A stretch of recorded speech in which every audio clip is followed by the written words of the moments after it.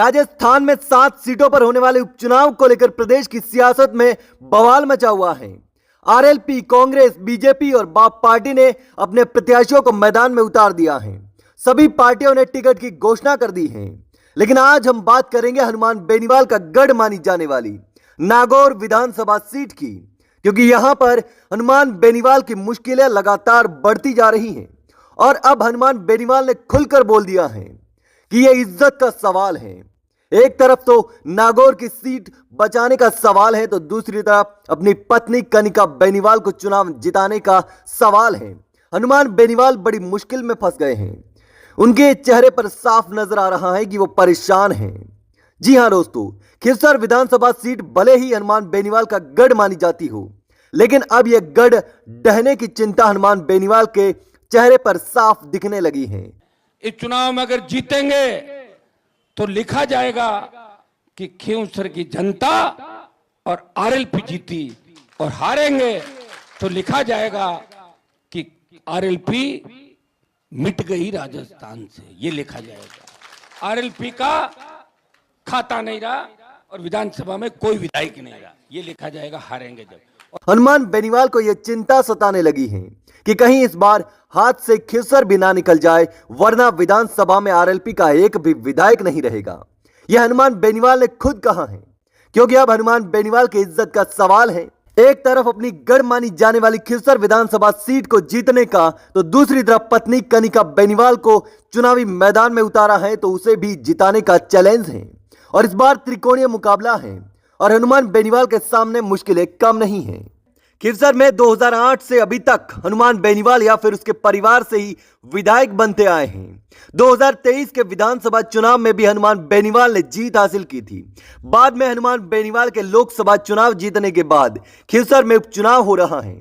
लोकसभा चुनाव में हनुमान बेनीवाल की पार्टी आरएलपी और कांग्रेस के बीच गठबंधन हो गया था, लेकिन इस चुनाव में कांग्रेस ने खिरसर से अपना प्रत्याशी उतार दिया है।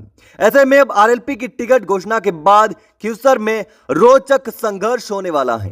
एक तरफ बीजेपी ने रेवतराम डांगा पर दांव खेला है, वहीं कांग्रेस द्वारा पूर्व डीआईजी सवाई सिंह चौधरी की पत्नी रतन चौधरी को अपना उम्मीदवार बनाया है। इसी के साथ खिरसर में अब त्रिकोणीय संघर्ष हो चुका है। अगर इस सीट की बात करें तो खिरसर जाट बाहुल्य सीट मानी जाती है। यहां अधिकांश मतदाता जाट समुदाय से ताल्लुक रखते हैं, वहीं दलित वर्ग के मतदाता भी भारी तादाद में हैं। ऐसे में खिरसर में जाट और दलित मतदाता जीत हार में निर्णायक भूमिका निभाते हैं। इन दोनों वर्गों का हनुमान बेनीवाल को समर्थन मिलता है, लेकिन इस बार भाजपा ने रेवतराम डांगा को टिकट दिया है, जो हनुमान बेनीवाल का साथी रह चुका है और वह जानता है कि हनुमान बेनीवाल को कौन वोट देता है। वह सब कुछ जानते हैं कि हनुमान बेनीवाल को वोट कौन, कहां से, कैसे देता है, तो वह उसमें सेंध मार सकता है। और इस बार हनुमान बेनीवाल की पार्टी और भाजपा के प्रत्याशी के बीच बराबर की टक्कर रहेगी, क्योंकि रेवतराम डांगा भी वहां पर सभी को निजी तौर पर जानते हैं और उन्होंने भी सभी व्यक्तियों का कार्य करवाया है और वह जमीन से जुड़े हुए हैं। और भाजपा अभी सरकार में है, तो उसका भी फायदा मिल सकता है। अगर कांग्रेस प्रत्याशी की बात करें तो खिरसर के लोगों का मानना है कि सवाई सिंह गोदारा ने भी यहां पर खूब कार्य करवाया है। उनकी पत्नी डॉक्टर रतन चौधरी ने भी जनता की सेवा की है।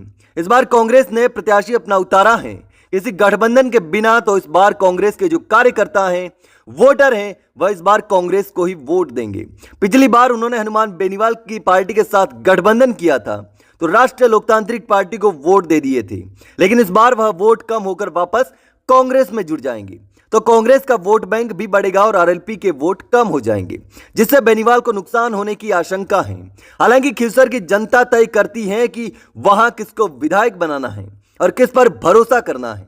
लेकिन दोस्तों, आपको क्या लगता है, हनुमान बेनीवाल इस बार भी अपने गढ़ को बचा पाएंगे या फिर नहीं, या भाजपा या कांग्रेस में से कोई बाजी मार सकता है? आपको क्या लगता है, मुझे कमेंट में जरूर बताना दोस्तों।